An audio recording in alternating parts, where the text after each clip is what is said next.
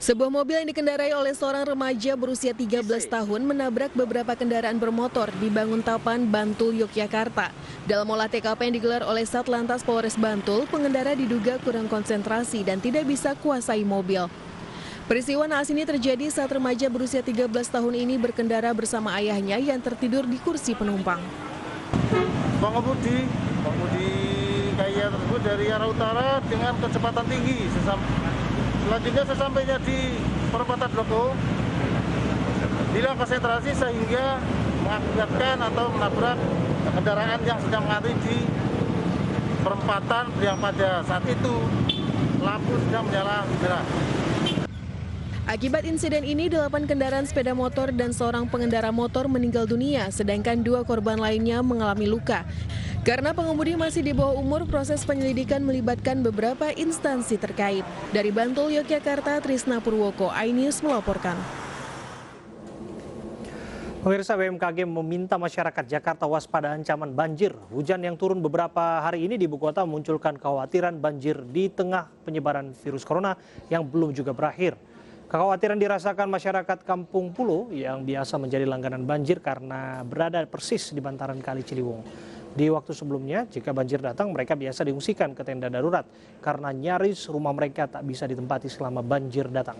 Warga berharap Pemprov memperhatikan mereka karena bukan hanya kali ini terjadi ancaman banjir, tapi juga penyebaran virus corona.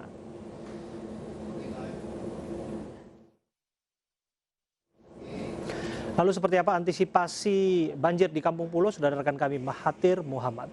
Mahathir. Ya,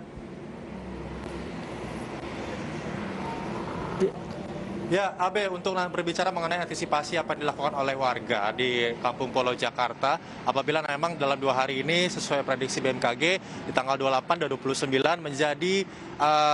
terjadi hujan deras, maksud kami di 2 hari terakhir ini. Memang pada hari ini pun pada siang hari tadi terjadi hujan yang cukup deras di kawasan Jakarta. Dan akhirnya memang ada beberapa titik yang biasanya menjadi langganan banjir. Salah satunya di awal tahun, kalau mengingat sedikit atau flashback, di awal tahun 2020 kemarin, di awal tahun bulan Januari, ini memang Kampung Pulo menjadi salah satu titik banjir terparah saat awal tahun kemarin melanda kota Jakarta dilanda banjir. Dan memang di tahun ini apabila memang warga terkena dampak banjir kembali karena hujan intensitas deras kembali turun di kota DKI Jakarta, apalagi memang berbeda pada tahun ini sedikit menyulitkan warga karena masih di dalam masa pandemi. Dan saya akan langsung mengajak Anda, Abe, untuk berbincang langsung dengan Ketua RT 03 Kampung Pulo. Kita berbincang langsung dengan Pak Budi untuk bagaimana antisipasi dan juga harapan warga ke depannya apabila terjadi banjir di masa pandemi ini. Pak, selamat malam, Pak. Malam, Pak. Malam. Ya. Pak Budi, ini kan 2 hari ini diguyur intensitas hujan cukup deras ya sebenarnya pada Jakarta dalam tanggal 28 dan 29.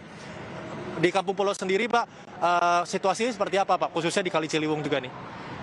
Untuk sementara ini sih situasi di Kampung Pulo masih tahap aman sih, karena curah hujan kita kan air kiriman ya dari Katulampa.